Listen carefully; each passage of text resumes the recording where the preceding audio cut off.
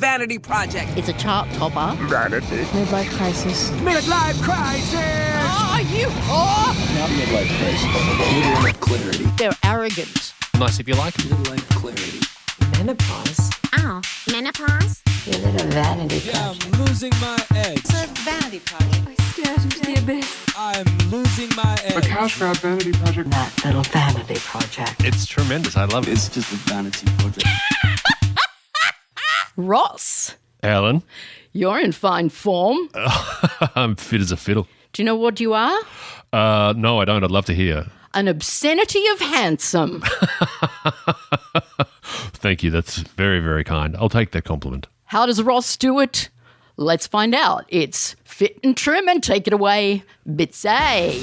They're lifting weights between visits to doctors. Shit wellness books and hot stones engulf them. Multiple Fitbits are strapped to their skin. And they've also got a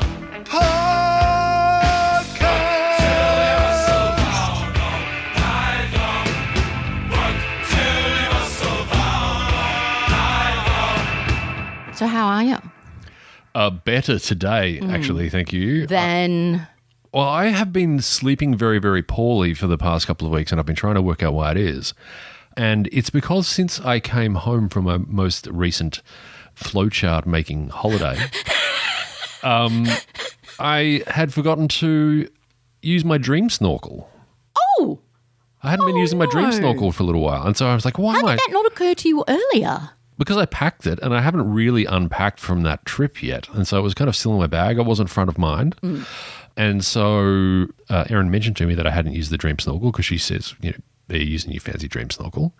We're talking, of course, of the CPAP machine. Yeah. Yeah, Right. which I've decided to start thinking of as like a supercharger for my lungs. So I use that again and got a full 8 hours sleep like an absolute champion. And it makes a world of difference. It really does. You need to just strap this thing onto your face.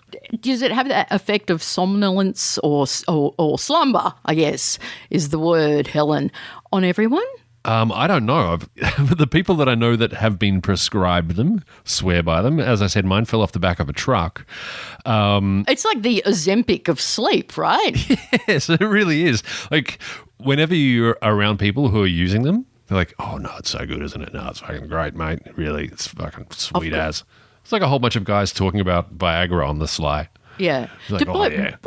Blokes wouldn't talk about Viagra, would they? I don't talk about sexual activity with any friends, and I find it distasteful when they do. Oh, really? Especially, man, if guys start talking to me about rootin, it fucking makes me sick. Yeah. So Because I just don't want to know. I should never ask you for any tips and tricks for the lady. You wouldn't be comfortable with that.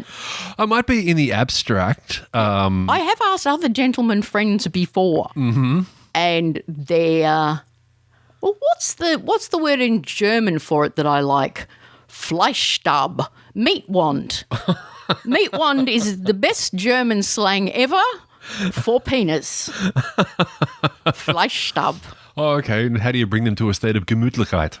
Yeah. No. How do you do a blowy or a blozzer, as our friend Eric says? Yeah, Bloz is fantastic. Anyway, still can't.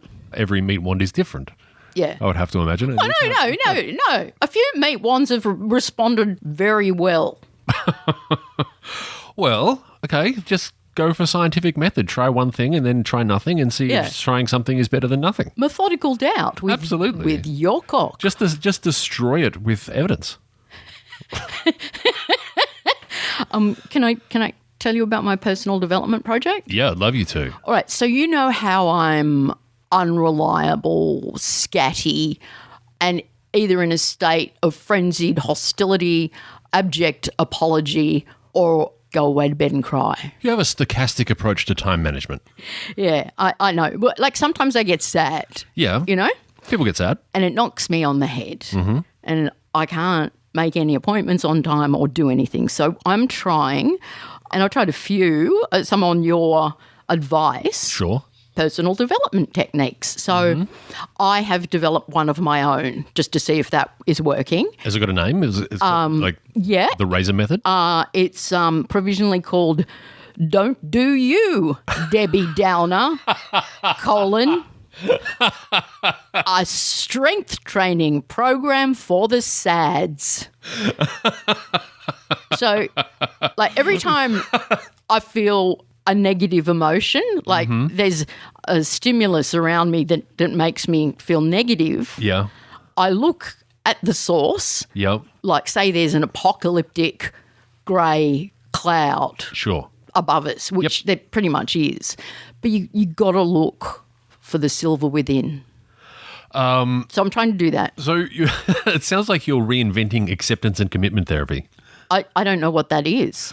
Acceptance and commitment therapy is a modality of treatment, which some people respond really well to, which I have. One of the greatest evangelizers, or maybe one of the people who kind of came up with it or adopted it, is a guy called Russ Harris. He's, I believe he's actually in Melbourne.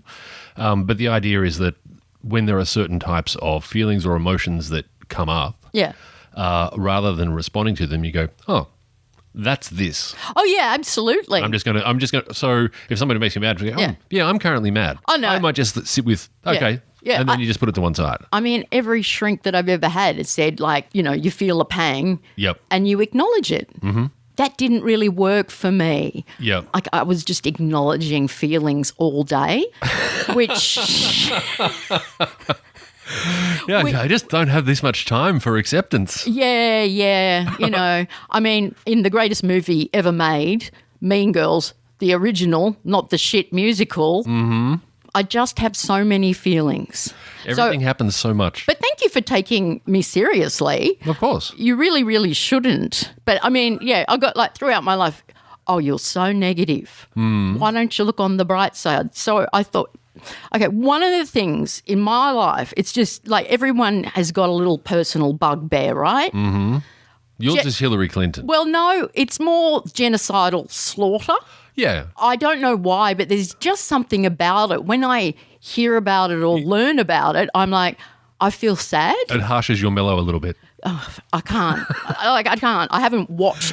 You're not feeling genocide. I don't think anyone believes me that I do not watch the news. I believe you. Like, I wouldn't have known about June 22nd had I not seen high school boyfriend on that very date. And he said, oh, I suppose you've heard. And I said, no, I haven't. Thank you very much. And he said, oh, yeah, well, I'm going to sit and watch it.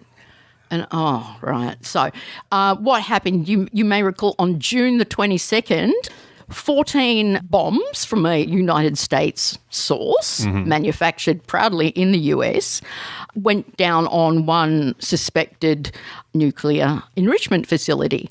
Now, that didn't surprise me. Not even remotely. Least surprising thing in the world. No, I mean, if you're the kind of dick who makes herself miserable by following that stuff, you know that bombing a nuclear enrichment facility is intrinsically insane. Yeah, it's frowned upon. It's called the Dangerous Forces Provision. And do you remember, what was that called? The Stuxnet worm? Stuxnet. Stuxnet. Like, Love that. That's one of my favourite things. Mossad, CIA. We probably had a bit to do with it. Nice little deal, but it was, from Israel, and it was a pact between Israel and America. Let's shut down nuclear enrichment facilities in Iran. Blah, blah, blah. See? Look, I'm going back there. Yep. I'm going back there. So I tried to look. So we got a couple of B2s. In fact, we had two sets of B2s. One was a decoy set and one was the real set. One of the reasons for doing the decoy set was that they thought that Trump might blab on social media, so they just sent off two sets. Yeah. And really? Yeah. That's fun. And then I believe there was actually 3 sites that were hit with a number of bombs each. In no way surprising, but I found something positive.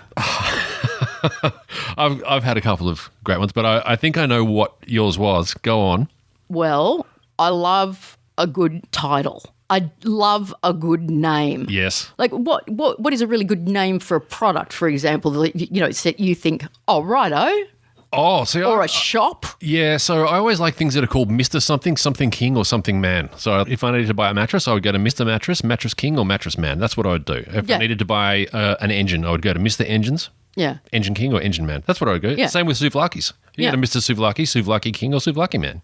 There is a return to a lack of restraint in branding different US weapons. Oh, there really is. Now, they're going to keep making them because how do you think they maintain an economy with that much debt? You're not going to knock on the door of the US and say, oh, can I have my money back? No. Because August 7, 1945, they did it. They did it twice. There you go. Fat Man and Little Boy. Those bombs were very, Enola Gay. What kind of, that's a gay name. That's a, But the... but can I just tell you? Go. Massive Ordnance Penetrator.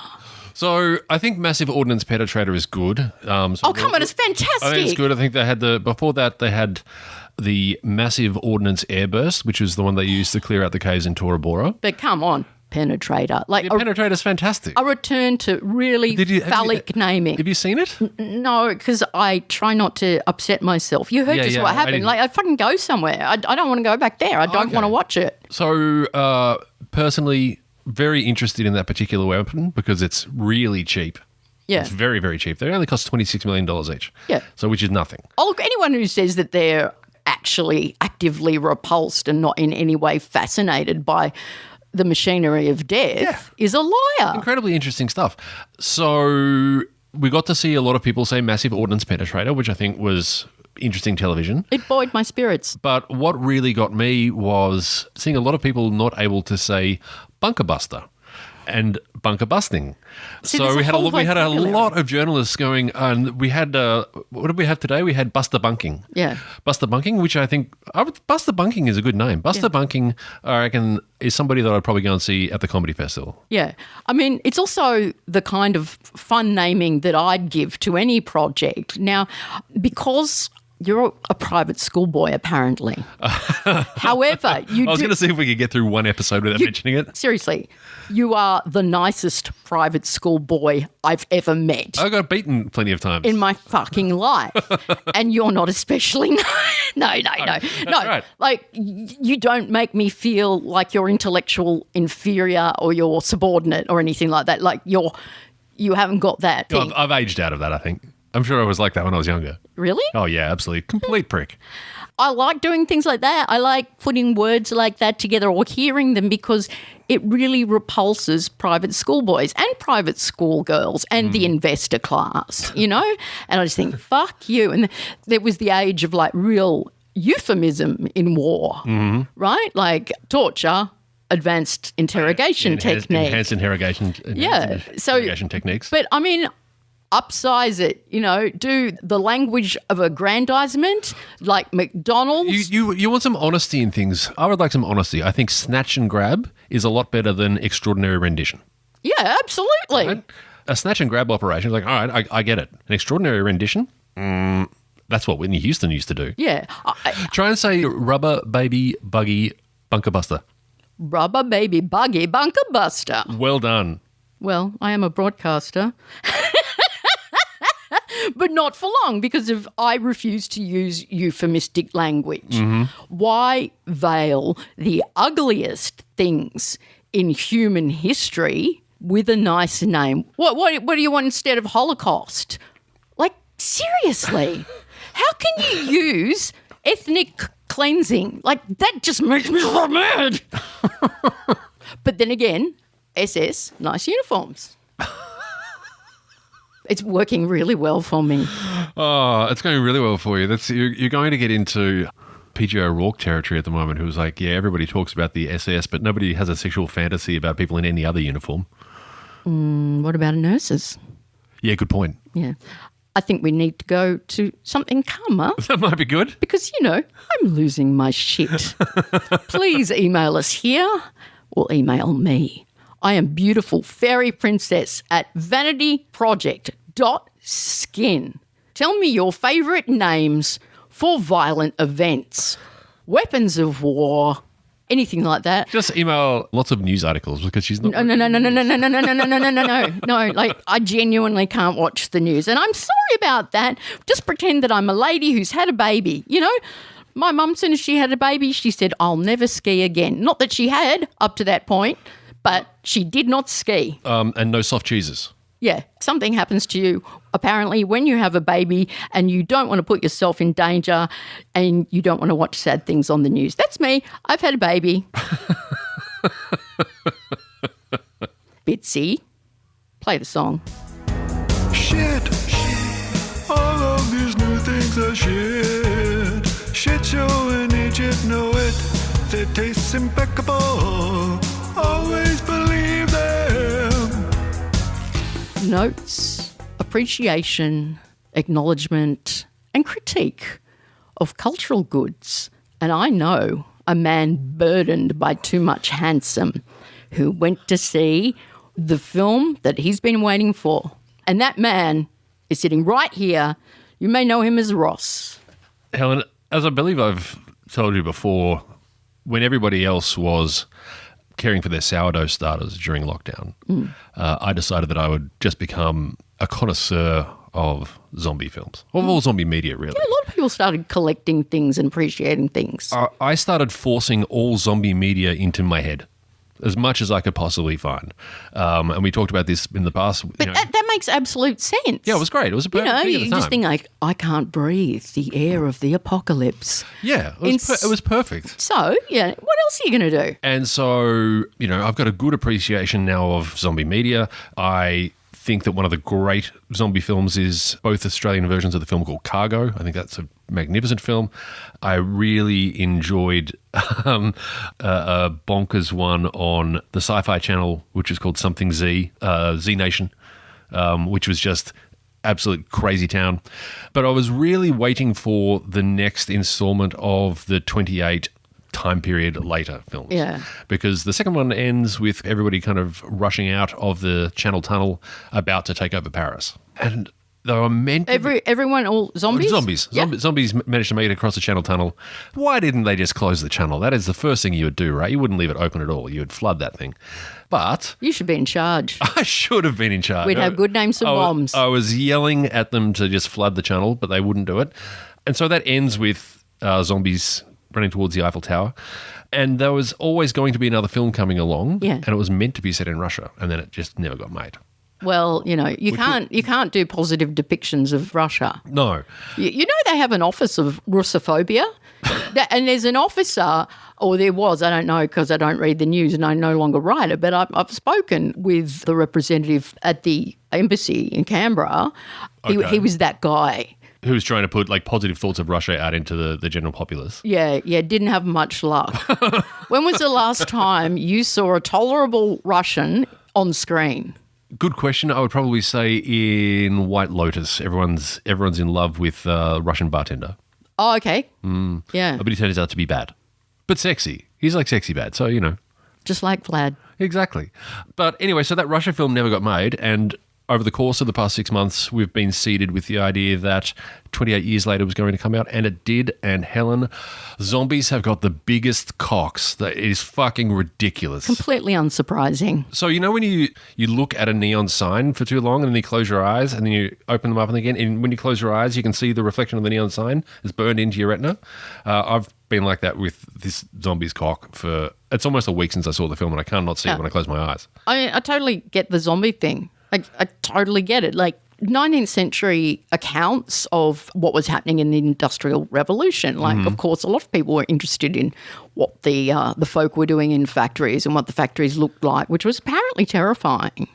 And there's a lot of accounts that I've noticed that talk about vampires. Like monsters are quite often used to talk about the machines and what have you. There was no broad understanding of the zombie. No. In that time. Like, read Marx, vampire, vampire, vampire, and you're like, oh, if only you'd known someone from Haiti and they could have told you about the zombie, which is where it begins. Yep.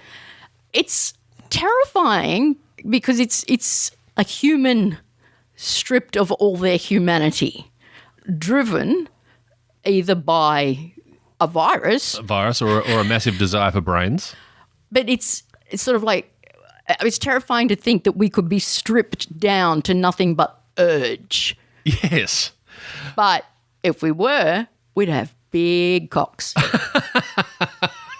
And I think that's really what Alex Garland and Danny Boyle were going for here. Yeah.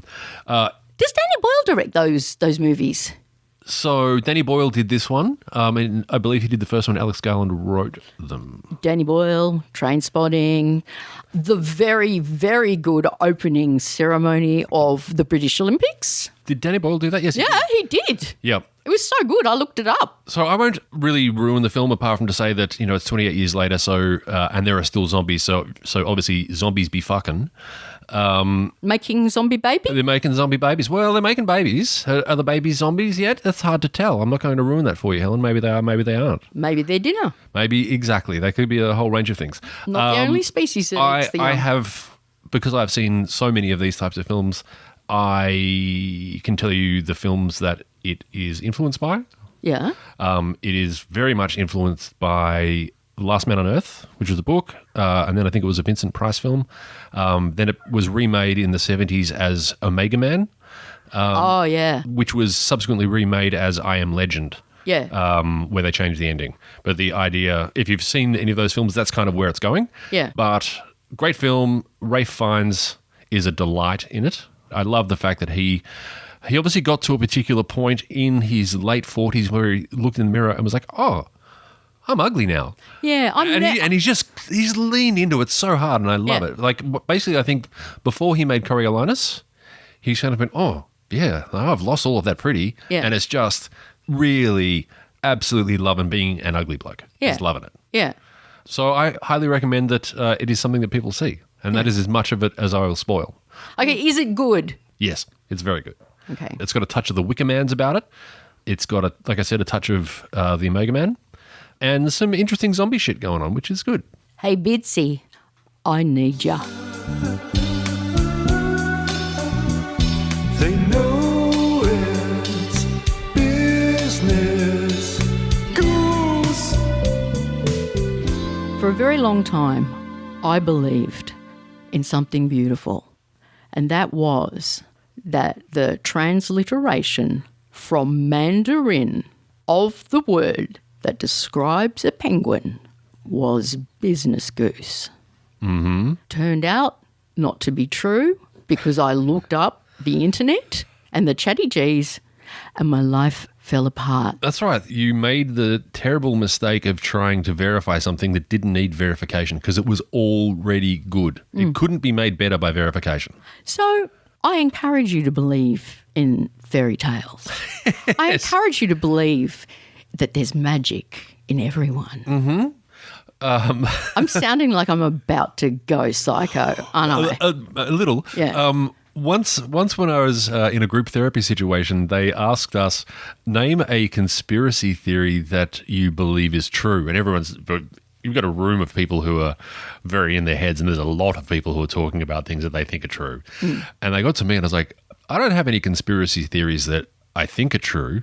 There's one that I hope is true, which is that there is like a small number of people who control the world, because that would be fantastic, because that would mean that there was some people who actually knew what the fuck was going on. Oh, yeah. That would be amazing. Yeah, I really try to believe in that too sometimes, that there's just a little room. The Trilateral Commission, or there's some people with black helicopters and they control everything. It's like, okay, there's not an order that I would like, but it's order. You could have a bloodless coup, like Yes. what started the Russian Revolution. Mm-hmm. A little bit of blood shed afterwards, but in homage always to the business goose, which is a real thing. But not just that, dedicated to a man I've just met via the medium of television. Apparently he's a radio broadcaster on the ABC, Ralph Epstein. He's a man full of hope. He was on a show, I believe, called The Insiders. Oh, well, yeah. I actually know what that show is because I used to work in the building on a Sunday. I know Ralph mostly he was very, very dedicated to releasing the daily COVID numbers 10 minutes before Dan Andrews did. Yeah, He was yeah. very, very dedicated to that. And I think that he was quite sad when lockdown ended because it decreased his relevance. I understand from persons who have heard him on the radio that he believes himself to be a very rational force. Okay. That he believes himself to be very measured and gives equal airtime to the bad and the good and the right and the left The archetypal lives in Clifton Hill, plays a bit of cello, and has an MG on blocks out in the weatherboard garage. Just the worst. Punchable cunts is the term that A.C. Nielsen used to describe that desirable demographic with high discretionary income. Yep. So I saw there's this clip on the Insiders, and it was purported to be a very rational statement. Yep. And, wow, look at this guy. He really nailed it. So you know right then that it's a piece of shit. Yes. But anyway, he said, some of them are my friends. They're all my colleagues and they're all wonderful people. But journalists, of which I am one, have got to start asking the tough questions, which presumably Raph does on his Oh, yeah, hard-hitting as fuck, Ref Epstein. mildly popular program. Yeah, no, he blows the fucking doors off it every morning. I don't think it was a simulation. I don't actually care. He looked quite upset by the failure of people to ask the right questions about the phone bombs. And what is the Raf Epstein approved question? Okay, he said, what they've got to start asking is, where's the evidence? Where's the evidence? Where's the evidence? Oh, Okay, Raf, but in this case, the evidence is lost. You know, it's possible that it wasn't an actual nuclear enrichment facility. very possible. So, but what is Raf's point? He believes that people should serve him up some evidence, that people should be asking the question, or that international law is actually a real thing.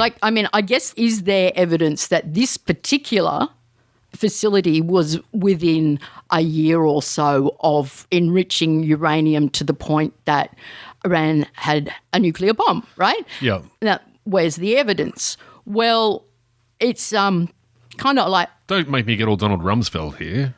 Absence of evidence is not evidence of absence. Yeah, but in this case, like, you're not going to know. No, you'll not know. You're not going to know, but he's like, if we only got some evidence, that would be journalists doing their job. Then Raf Epstein could be the adjudicator of casus bellis. Yeah. So where's the evidence? And the other thing, is it legal? Is it legal? Was that a legal act? I don't know. I would go with probably, because the United Nations is essentially a US invention, and what are you going to do? In The Hague, give you a little slap on the wrist. I think it's always really sweet when the soft left talk about international law as though it's a real thing. Yeah. It's incredibly sweet and endearing. Like, you just want to give them a pat on the head. The United States has a thing called the Invade the Hague Act, which basically is a law that provides that if any US or US allied member of armed services personnel is ever brought before the Hague, that the US reserves a right to go in there and take them back by force. Yeah. Like, international law is a bunch of bullshit, and I'm sorry for people that I know who have studied it. Oh, no. It's not really a thing. I appreciate the study of international law, right? I mean, I am not myself a person who cares for that kind of taxonomy, but my mate, who is a gentleman called Ray Gator, I guess best known for his awesome memoir called Romulus, My Father, which was also an awesome film. The Philosopher's Dog, also very good. Yeah, you know, we don't talk about intellectual stuff. Oh, good. Because that upsets me now. Okay.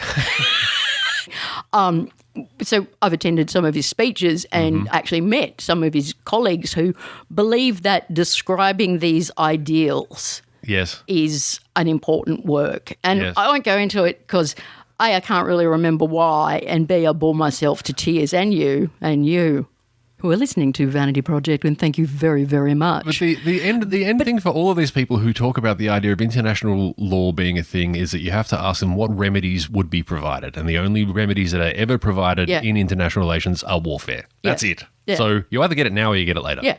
As a philosophy, you know, you decide what are the limits, what are the things that make something really, really bad. That's okay. That's moral philosophy. We can get Jeffrey Robertson to come and talk about that till the cows come home. Or it's idealism. That's okay. Fucking Plato did it. That's all right. I agree.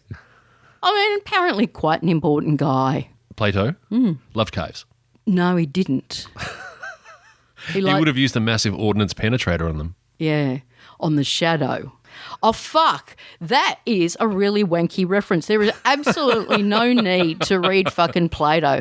I understand why you hate me, okay? You're completely right to do so.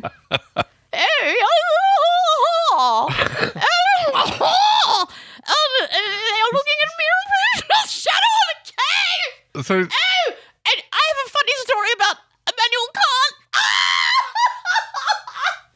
You know, that shit. Fuck off, Helen. there's a reason why they poison philosophers. Oh, God, yeah. Not enough of them, but, there's precedent. Anyway, is it legal? Where's the evidence? Is it legal? Where's the evidence? Is it legal? Where's the evidence? Like, the journalists have to ask the hard questions. Aside from the fact that if you really do ask hard questions or you have a little bit of a look at military documents openly available on the internet, no one wants to know. And honestly, in international relations, the question is not, is it legal, where's the evidence? It is, was it efficacious? Yeah, well, the realists, shit, fuck, there I go again, the realists. You're going to start talking about Keir, Hain and Nye any minute. No, well, Mearsheimer and Walt are a popular team of realist international relations. Yeah, and to a certain extent, if you're a Marxist, international relations, does it serve the victory of the working class? And if you're a liberal, you basically are naming things nicely. So it's like Gareth Evans had got a job at the UN or something. Oh, yeah. And he came up with good names for how to bomb the shit out of Iraq, right? Yeah. He wasn't responsible for axis of evil. That was a lovely man who is now very popular among the soft left as a journalist, and he was called David Frum. And he came up with some of those banging terms Yeah. to calm me down. Oh, well, Say the words to me.